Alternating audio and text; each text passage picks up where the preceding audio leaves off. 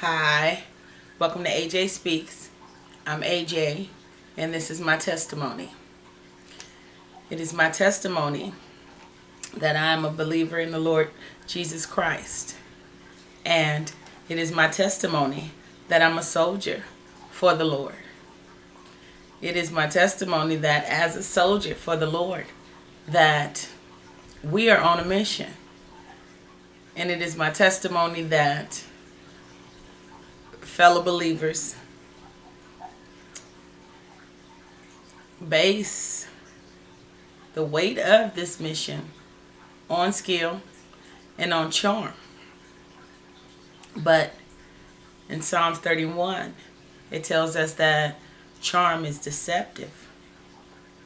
And the disciples said, as to speaking to skill, they said, "Thank you, Lord, that you have shown this to unlearned men."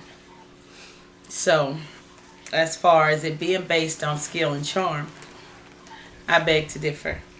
I would like to invite you guys to go with me before the throne of grace and offer up the Lord's Prayer to God the Father. Our Father, who art in heaven, hallowed be thy name. Thy kingdom come, thy will be done, on earth as it is in heaven. Give us this day our daily bread, and forgive us our trespasses, as we forgive those who trespass against us. And lead us not into temptation, but deliver us from evil. For thine is the kingdom, and the power, and the glory, forever and ever. Amen. Thank you guys for stopping by. Thank you guys for taking the time to subscribe to me. For that, I'm eternally grateful. Thank you. We left off, I'm in Genesis 4. It's Cain and Abel. Adam lay with his wife Eve, and she became pregnant and gave birth to Cain. She said, "With the help of the Lord, I have brought forth a man." Later she gave birth to his brother Abel. Now Abel kept flocks, and Cain worked the soil.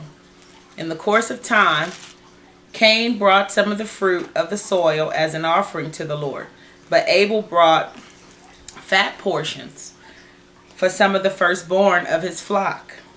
The Lord looked with favor on Abel and his offering, but on Cain and his offering he did not look with favor. So Cain was very angry, and his face was downcast.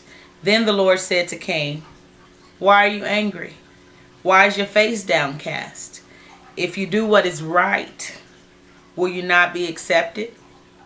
But if you do not do what is right, sin is crouching at your door. It desires to have you, but you must master it." Now Cain said to his brother Abel, "Let's go out to the field." And while they were in the field, Cain attacked Abel, his brother. Cain attacked his brother Abel and killed him. Then the Lord said to Cain, "Where's your brother Abel?" "I don't know," he replied. "Am I my brother's keeper?" The Lord said, "What have you done? Listen, your brother's blood cries out to me from the ground. Now you are under a curse and driven from the ground, which opened its mouth to receive your brother's blood from your hand.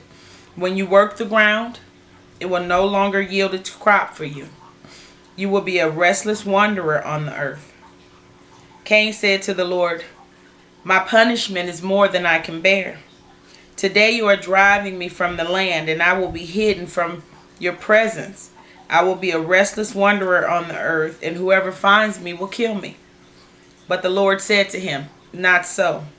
If anyone kills Cain, he will suffer vengeance 7 times over." Then the Lord put a mark on Cain so that no one who found him would kill him. So Cain went out from the Lord's presence and lived in the land of Nod, east of Eden.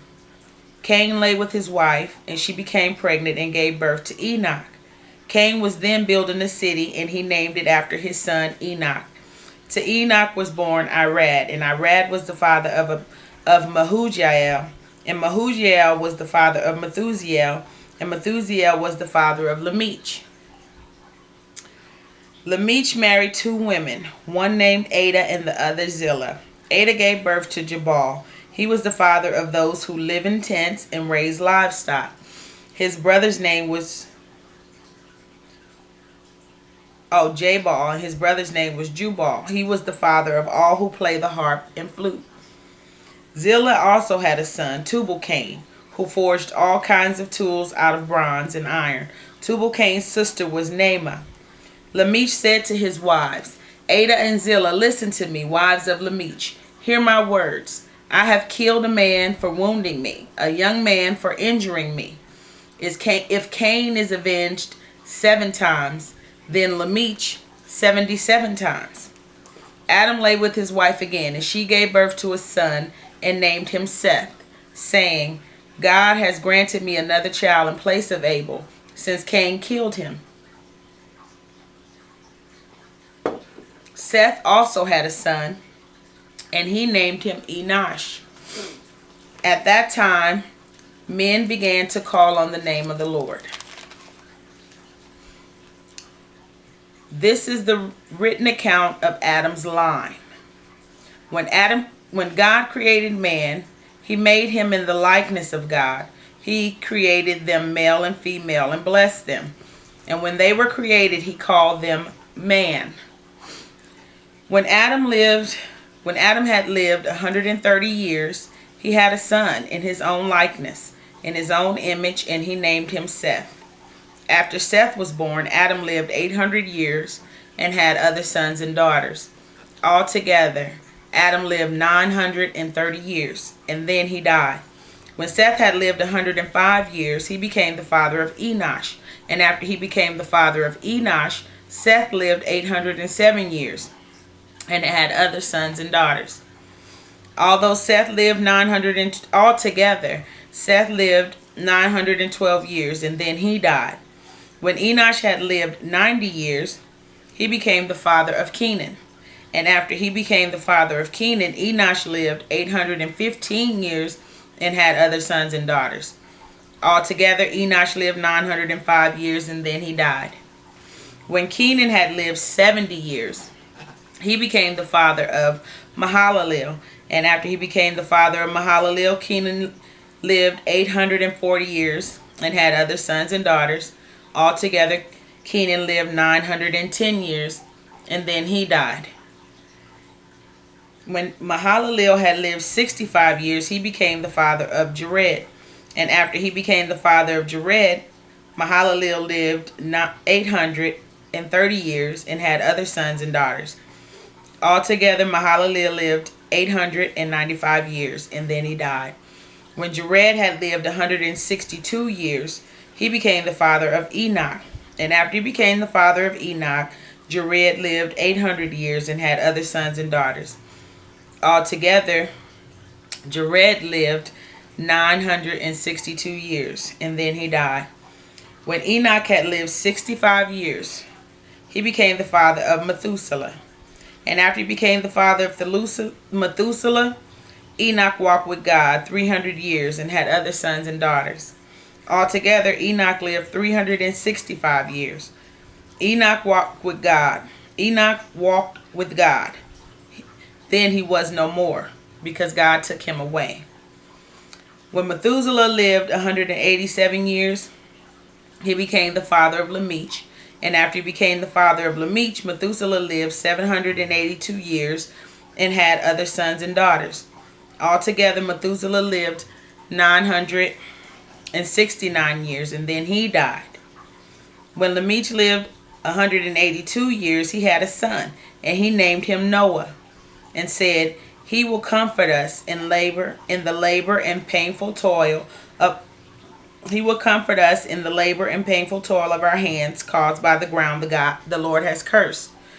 After Noah was born, Lamech lived 595 years and had other sons and daughters. Altogether, Lamech lived 777 years, and then he died. After Noah was 500 years old, he became the father of Shem, Ham, and Japheth. When the men began to increase in number on the earth, and daughters were born to them, the sons of God saw that the daughters of men were beautiful, and they married any of them they chose. Then the Lord said, My spirit will not contend with man forever, for he is mortal. His days will be 120. The Nephilim were on the earth in those days, and also afterward, when the sons of God went to the daughters of men and had children by them. They were the heroes of old, men of renown. The Lord saw how great man's wickedness on the earth had become, and that every inclination of the thoughts of his heart was only evil all the time. The Lord was grieved that he had made man on the earth, and his heart was filled with pain. So the Lord said, I will wipe mankind whom I have created from the face of the earth, men and animals and creatures that move along the ground, and birds of the air. For I am grieved that I have made them. But Noah found favor in the eyes of the Lord. This is the account of Noah. Noah was a righteous man, blameless among the people of his time, and he walked with God. Noah had 3 sons, Shem, Ham, and Japheth. Now the earth was corrupt in God's sight and was full of violence. God saw how corrupt the earth had become, for all the people on earth had corrupted their ways. So God said to Noah, I'm going to put an end to all people, for the earth is filled with violence because of them. I'm surely going to destroy both them and the earth. So make yourself an ark of cypress wood, make rooms in it, and coat it with pitch inside and out. This is how you are to build it. The ark is to be 450 feet long, 75 feet wide, 45 feet high. Make a roof for it and finish the ark to within 18 inches of the top. Put a door in the side of the ark and make lower, middle, and upper decks. I'm going to bring flood waters on the earth to destroy all life under the heavens. Every creature that has the breath of life in it. Everything on earth will perish. But I will establish my covenant with you, and you will enter the ark, you and your sons and your wife and your sons' wives with you. You are to bring into the ark 2 of all living creatures, male and female, to keep them alive with you. 2 of every kind of bird, of every kind of animal, and of every kind of creature that moves along the ground will come to you to be kept alive. Will come to you. That's how he got them. To be kept alive. You are to take every kind of food that is to be eaten and store it away as food for you and for them. Noah did everything just as the Lord commanded, just as God commanded him. All right, we made it to chapter 7. So I'm going to give you a break.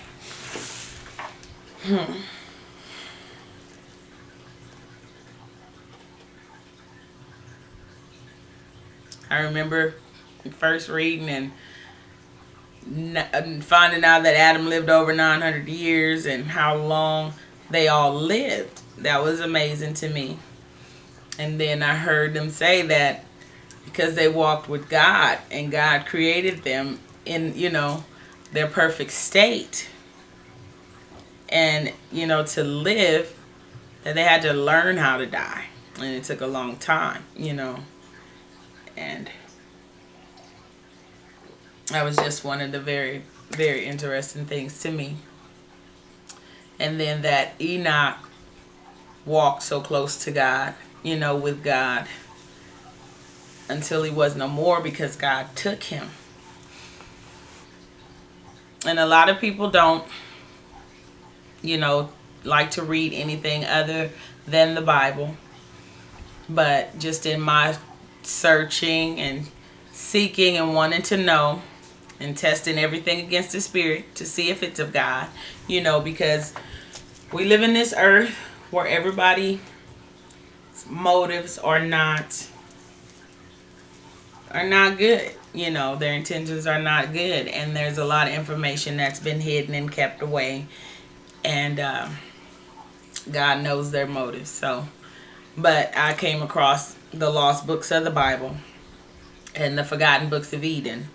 And I'm sure I spoke about it before, but I love to read that book because it's very interesting. And these letters and these stories were stories and letters that the early church recognized and they shared. And they are, the same people that wrote the Bible. There are more letters and more information from them. And there's information from Joseph and the 12 tribes, giving their account of who they are, who God is. And in the book, when Enoch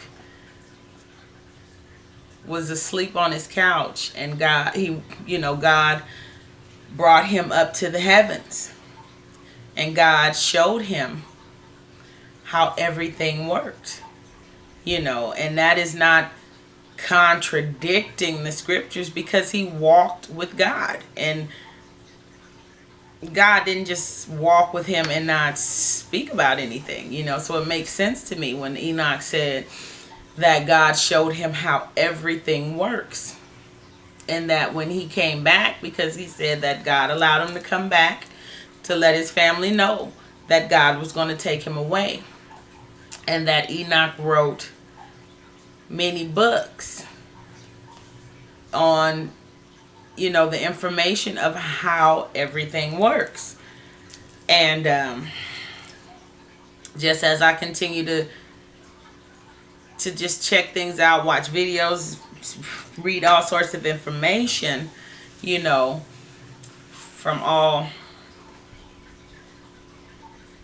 people, and about all things and organizations and everything else, it makes sense to me that a lot of the hidden knowledge and even the pyramids, I come across a video that speaks about that it could have been, they say that it was Enoch who built the pyramids, and,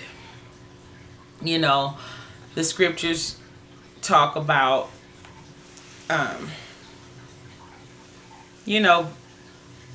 believers in the scriptures who, did things that were contradictory to God. And I'm not saying that Enoch did or that he built those pyramids against God, but, those that existed at the same time, everybody wasn't right, and were not all doing what God wanted them to do and did not walk as closely with God. And so when Enoch went with God, it makes sense to me that the dark side would want to take his books and use his information for their own purposes, because like I said, the fall and our identity crisis is that we will be like God, and a lot of the issues and the dilemma is the lust for power and the lust for control, on top of lust for, and the wanting of more information and wisdom. But it makes sense to me that they would have his books hidden somewhere and given this information as if it's their own. And even if they do admit that it's Enoch, that they would deceive those that are coming into their fold into believing whatever it is that they want, because people coming in are not aware of, may not be aware of the fact that who Enoch was, or and I don't know, but it makes sense to me that all the books that he's written about, what God told him, how everything works, that they would have been taken and put under heavy guard and used for the purposes of those who have them. And when I read about him having those books, automatically, where are the books? And it came into my spirit that they probably have fallen into the wrong hands. And a lot of the things that I research and read about And just how did they know all these things? It makes sense because in our days now, we can't figure out how they built the pyramids. We can't figure out how they got these things done. And that's when it came to my spirit before I even came across this video about the pyramids, because that was just weeks ago. But I had already spoken and said, all these things that they can't figure out how to do, it's because they got the books of Enoch. That's what the Spirit, put in me. I trust and believe that that is what was revealed to me by the Spirit, because God said, I don't listen to the stranger, and if it's a trick of the enemy, he's not going to reveal his hand to me, as being one who has stolen his information and hidden it. He would give it to me as though it were his information, and as if he had every right to have it. But I believe that the Spirit showed me that, and my God always, time and time again, brings the confirmation to the things that he reveals to me. And so I just don't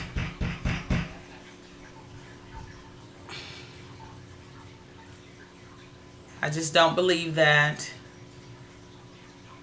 I can't believe this girl came to this door.